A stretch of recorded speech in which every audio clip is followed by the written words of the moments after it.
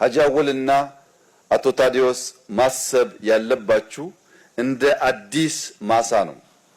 አዲስ ማሳ ሁለት ቁልፍ ነገሮች ያጋጥሙታል።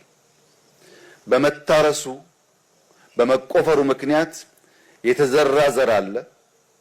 ያ የተዘራ ዘር ከተንከባከብነው ፍሬያማ ሆኖ በብዙ ተባስቶ ሊመጣ ይችላል። በሌላ መንገድ ደግሞ ያ ማሳ ከዘሩ በፊት የለመደው አረም አለ።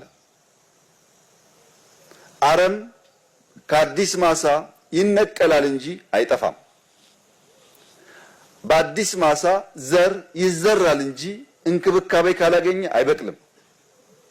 አረሙም አለ፣ ዘሩም አለ። ዘሩ አብቦና ተበራክቶ መልካም ፍሬ እንዲሰጥ ያ የተነቀለው አረም ተመልሶ መብቀል እንዳይችል መጠበቅ አለበት። ማሳው መኮትኮት አለበት፣ ውሃ ማግኘት አለበት። ያንን እንክብካቤ መስጠት ካልቻል ቀድሞ የለመደው ዘር ብቻውን ሳይሆን ተባስቶ ይወረዋል። ዘሩ ይበዛና አረሙ ይበዛና ዘሩ ያንሳል።